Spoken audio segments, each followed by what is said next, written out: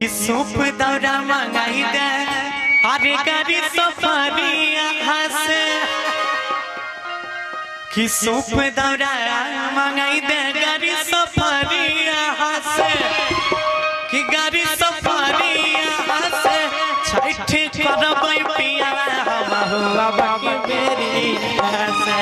छठ करबै पिया हम हुआ बाकी मेरी हंसे सूप दौरा मंगाई देबो गाड़ी सफरिया से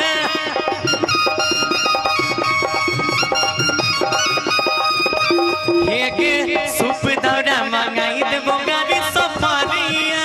से गाड़ी सफरिया से छठ करी है हमारा धनिया आगे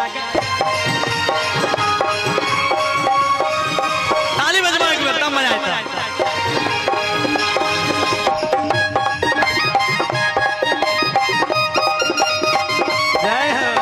मनोरा सोचना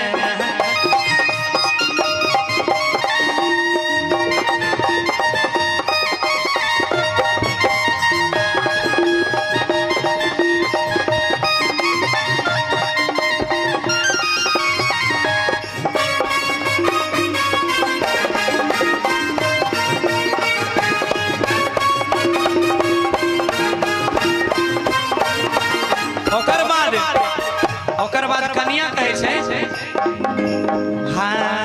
नवका कनिया सैया करे छै परब हो हमर मन करे छै बड़ी हम करब हो।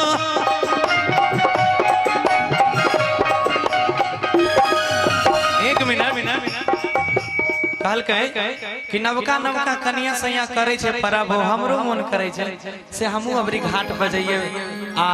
छठ माई के पूजा करिए। देखिए औरतों का ना जो हमारे बिहार की जो महिलाएं हैं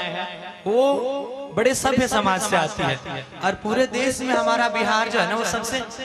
अलग किस्म का राज्य है। और किसी ने कहा कि हमारे पास दिल्ली है, दिल्ली में ये है वो है, मुंबई में वो है, आपके पास क्या? मैंने कहा हम बिहारी हैं, हमारे पास छठ है। अगर हमारे पास छठ है ना तो दुनिया में किसी चीज की हमको कमी ही नहीं है कि नहीं? तो फिर उसके बाद हम कहते हैं उसको, जब वो कल के नवका कन्या सैया करे छे परब और हमरो मन करे छे अबरी हमहू करब तो हम कहे छिए ओकरा कि मन मोर बात धनिया धारे तानी धीर गे अरे अगला बेर से करी है सब छोरी के फिर गे कि मन मोर बात धनिया धारे तानी धीर गे अगला बेर से करी है सब छोरी के फिर गे।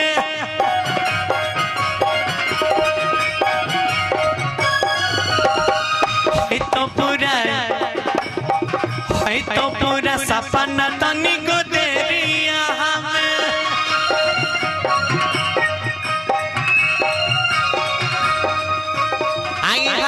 आई तो पूरा सपना तनी को देरिया हमें तनी को देरिया हमें छठ करी है हमारा रानिया या गला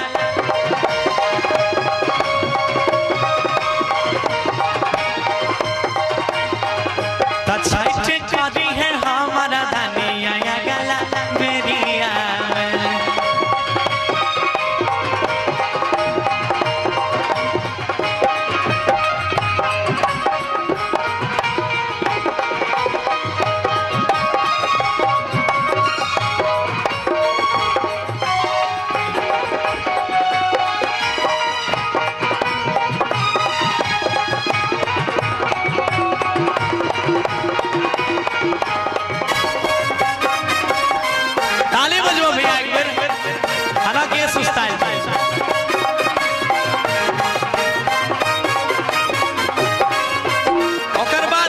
कनिया कहे छे कि पूरा दे तू सैया हमर मन के सब इच्छा और हाँ कह दा हम तोरा से भीख मांगे छिया हमरा हाँ कर दे हम सब कुछ पूरा करबे। कहे छे हाय हाय पूरा दे तू सैया हमर मन के सब इच्छा कहि दा हो हाँ तोरा से मन छिया भिक्षा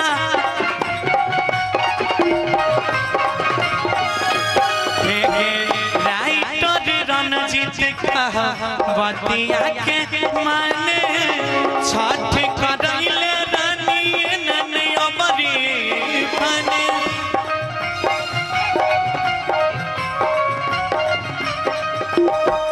आ जाइयो भैया के बोलेबै खगरिया से बादल भैया के बोलेबै खगरिया से। एक मिनट एते शांत किया छ बोलो भूखले आइल है हाय भूखले लगे खाए कैल कि कनिया बिना खिलैले भेजना चाहिए बोल। अच्छा खाना खाए के सब आए हाथ खड़ा कर बस तब ना बैटरी डाउन है जी। इधर कितने लोग आए हैं खा के जरा हाथ खड़ा करेंगे। इधर सब कोई खा के आए हैं फिर भी पीछे कुछ लोग हैं ना आए कल के लोग जे छै ना खाना कम खाए छै राजनिवास रजनीगंधा बेसी खाए छै वे खाना हो जाए छै लोग कहै छै कि चपई वाला भाई के बोलेबै खगरिया से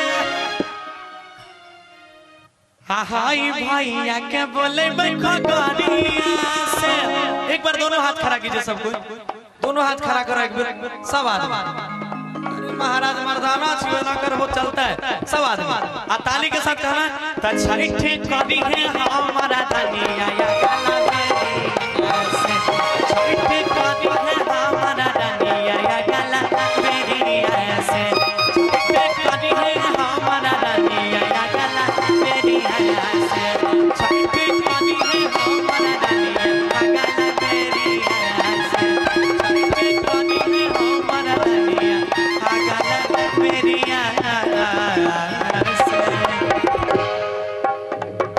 अच्छा लगला तो एक बार ताली बजा दो।